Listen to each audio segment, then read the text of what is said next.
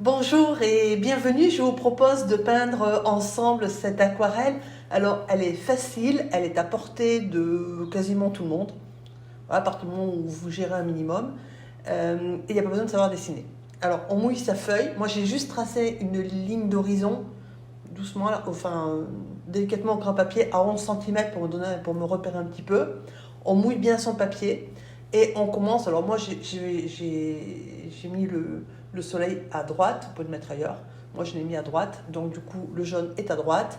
Alors, vous commencez par du jaune et ensuite, vous continuez en mettant du rose. Et la couleur orangée, c'est quand le rose touche le jaune, en fait. Voilà. Alors, après, vous essayez de peindre... Enfin, c'est pas un mur qu'on peint, donc on peint pas de haut en bas ou de gauche à droite. On essaie de peindre voilà, par petites touches, de manière à ce que ça forme un peu une couverture de nuageuse. Ensuite, on rince son pinceau et on passe. Alors là, ce que j'ai mis, c'est du rouge de cadmium. J'utilise peu cette couleur, mais là, pour un coucher de soleil, je trouve que c'est sympa. Et donc, j'ajoute du rouge de cadmium. Donc, à certains moments, il fait plus rouge, forcément, quand il est sur du blanc ou quand il touche le rose. Et quand il touche le jaune, il devient orangé. Cette couleur un peu orangée qu'on a sur les couchers de soleil. Voilà. Donc, vous construisez votre soleil tranquille et ensuite vous rincez bien le pinceau et vous passez donc au violet. Alors le violet, c'est du bleu de cobalt avec du rose, tout simplement. Voilà. Donc c'est pareil, on fait pareil que pour le rose, hein. On construit son ciel en essayant de mettre plutôt le foncé à gauche et plutôt les couleurs un peu plus claires à droite, de manière à ce qu'il y ait une cohérence, voilà, puis que ce ne soit pas tout sombre non plus. Et c'est pareil, on peint par petites touches de manière à éviter d'avoir voilà, quelque chose de trop uniforme. Et là, ça suggère un peu les nuages, etc. Ça donne un peu du relief au ciel. Et ensuite, quand c'est trop rose, comme j'ai mis, ou trop mauve, vous ajoutez du bleu, et ça passe au violet. Et si vous voulez un peu plus bleu, vous mettez plus de bleu. Voilà, tout simplement. Et on essaie de raccorder avec le jaune sans évidemment toucher le jaune, parce que si vous le touchez, ça ne fait pas joli. Donc là, il y a deux solutions. Soit vous arrivez, comme moi, à raccorder à peu près dans l'humide, et voilà, ça fait ce que j'ai fait. Soit vous n'y arrivez pas, vous n'êtes pas trop tranquille. À ce moment-là, vous laissez sécher, et ensuite vous remouillez et vous faites votre violet, voilà, votre bleu. Ça se fait soit en même temps, soit en deux temps. Voilà. Et ensuite, on ajoute un petit peu une couverture nuageuse un peu plus conséquente, avec donc des couleurs plus foncées. Moi, j'ai pris que alors, c'est pas du violet, hein, c'est du rose et du bleu, en fait. Voilà. Et donc, je varie comme je les mélange à chaque fois que je prends le pinceau, c'est pas un mélange homogène. Il est tantôt, c'est du mauve, enfin du violet mauve qui tire soit plus vers le bleu, enfin le violet bleu, soit vers le mauve rose, quoi. Voilà. Donc là, vous faites vos petits nuages tranquilles, comme vous avez envie de les faire. Il n'y a pas d'urgence. Voilà. Alors, vous inquiétez pas parce que sur le bas, ça fait un peu moche. C'est parce que sur le bas du ciel, on va y mettre du relief, hein, c'est-à-dire des collines et une espèce de petite montagnette là. Donc, vous inquiétez pas si le bas, on s'en occupe pas trop, parce que justement, il va être masqué par ce qu'on va mettre après. Donc là, on fait juste le ciel. Voilà, on laisse bien sécher. Et ensuite, on va commencer à faire sa ligne d'horizon. Donc sur la ligne d'horizon, je mets du violet. Donc le violet, c'est pareil, hein, c'est du bleu avec du rose, avec là un peu plus de bleu. Et donc vous faites une ligne de colline, montagnette, enfin ce que vous voulez, à l'horizon qui vient mourir délicatement sur le côté droit. Voilà. Donc par contre, je sais que la base de la colline soit à peu près horizontale. Et ensuite, vous prenez, alors là je l'ai fait au pinceau plat parce que ça me paraissait plus facile, mais vous pouvez le faire avec n'importe quel pinceau. Vous prenez donc du bleu outre-mer avec du rouge de cadmium et vous faites en fait un relief, enfin une espèce de colline qui est à l'avant-plan, enfin qui est plus près que les collines que vous avez fait précédemment. C'est pour ça que c'est plus foncé et que c'est plus gros. Voilà. Et donc vous essayez de faire des bords irréguliers parce que y a de la végétation ou des pierres ou des choses comme ça. Voilà. Et donc là, c'est pareil. Soit vous, moi, pour faire les reflets, j'ai mouillé délicatement, vous avez vu, voilà, pour que ça diffuse, ça commence à diffuser. Mais pas trop, parce que je veux pas non plus que ça me pourrisse avec cette couleur-là, tout le papier dessous. Mais voilà, j'ai commencé à faire diffuser de manière à ce que la couleur foncée commence à descendre un petit peu. Après, vous pouvez très bien laisser sécher et le faire après. Donc là, on mouille et on va remettre exactement les mêmes couleurs que pour le ciel, à peu près au même endroit. Voilà, c'est-à-dire que le jaune, si vous l'avez mis là où j'ai mis, vous ne pouvez pas mettre du jaune à gauche. Voilà. Vous mettez à peu près les couleurs qui correspondent au ciel, à peu près dans la mer.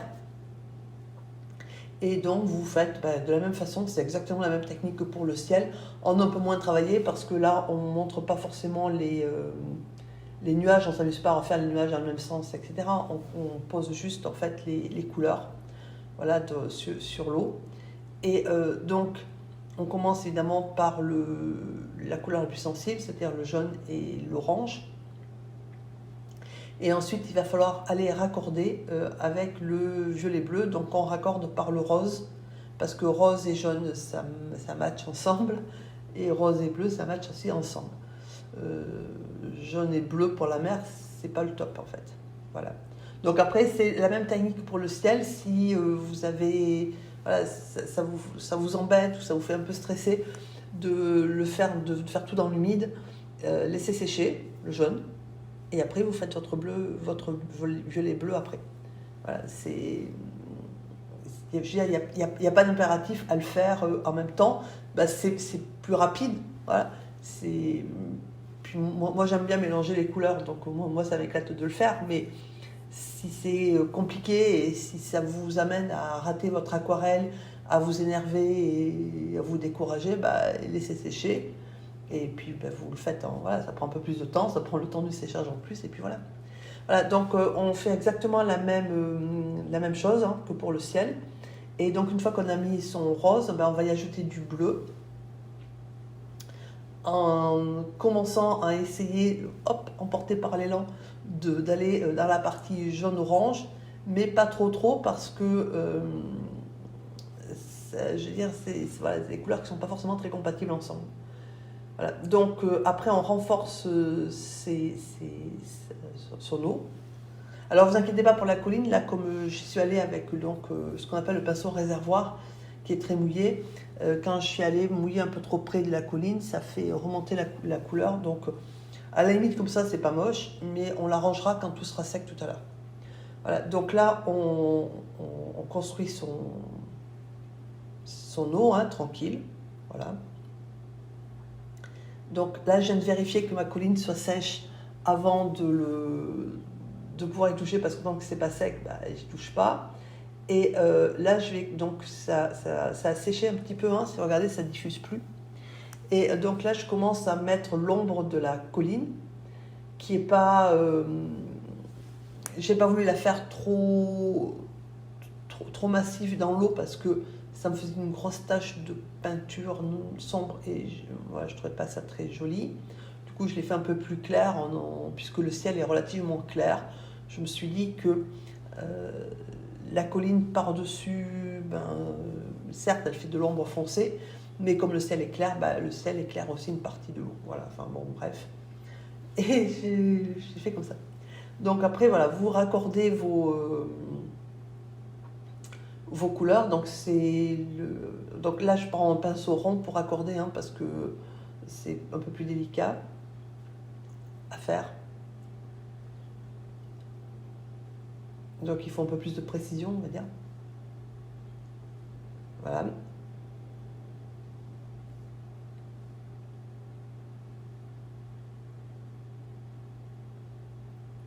Et puis donc de l'autre côté, on met quelques petites lignes discontinues pour donner un peu plus de corps à l'eau et pour donc suggérer les vagues.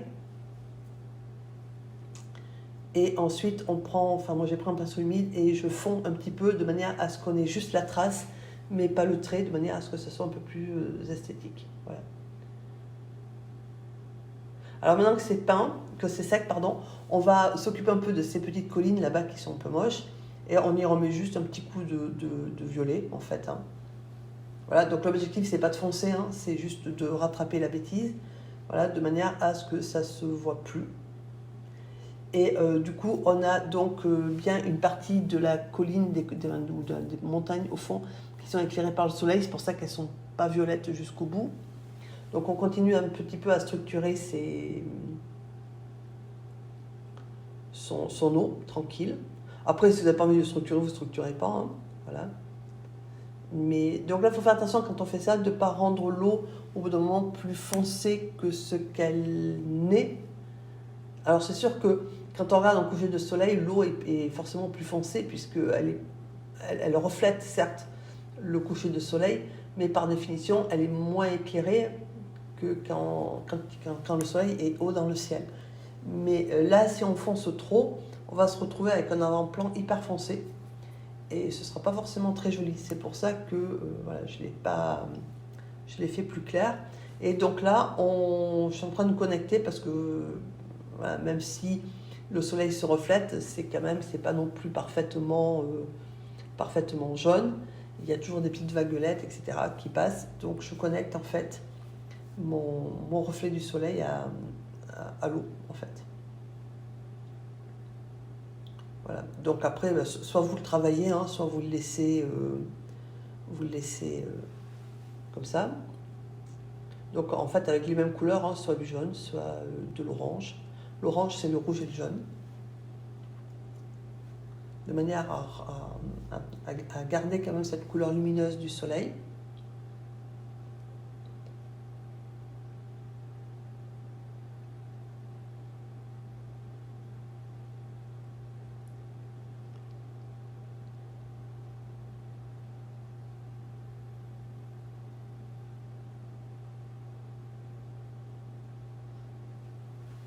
Donc après, vous pouvez le travailler tant que c'est humide et tant que vous avez envie de le faire.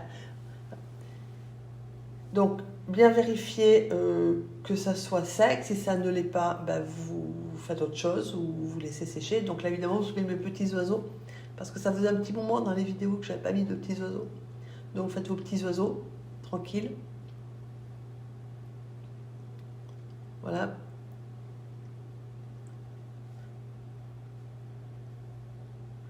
Et puis ensuite, il faut attendre que la mer soit parfaitement sèche pour pouvoir faire des bateaux. Alors on va suggérer des bateaux, donc c'est au pinceau levé. Donc les bateaux, la coque, c'est comme quand on était petit, mis à part qu'on évite de faire la voie triangulaire, mais sinon c'est ça. Donc vous faites votre coque de bateau, vous humidifiez un petit peu, et vous mettez un peu de la peinture un peu plus claire pour le reflet, tranquille. Voilà. Après, vous mettez quelques petits coups de pinceau au-dessus de la coque pour suggérer ce qu'il y a sur le bateau. Vous faites votre mât. Et ensuite, vous suggérez les filins. Hein.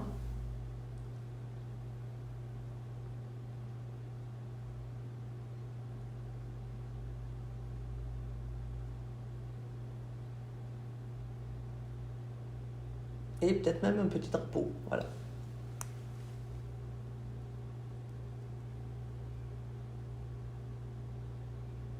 Alors là, j'ai fait une bêtise, parce qu'en fait, je voulais un peu, faire des détails sur la coque, et j'ai pas vu que le morceau de carte que j'avais en plastique, il y avait de l'eau, et forcément, j'ai mis une belle goutte d'eau sur mon bateau. Bon, voilà, donc si ça vous arrive, vous avez vu, il n'y a pas mort d'homme, ça se rattrape. Bon, enfin, c'est un peu casse-pied quand même. Bon, après, on en fait un deuxième. Voilà, de la même façon, vous n'êtes pas obligé de faire exactement la même forme, mais voilà, c'est le même principe. Hein.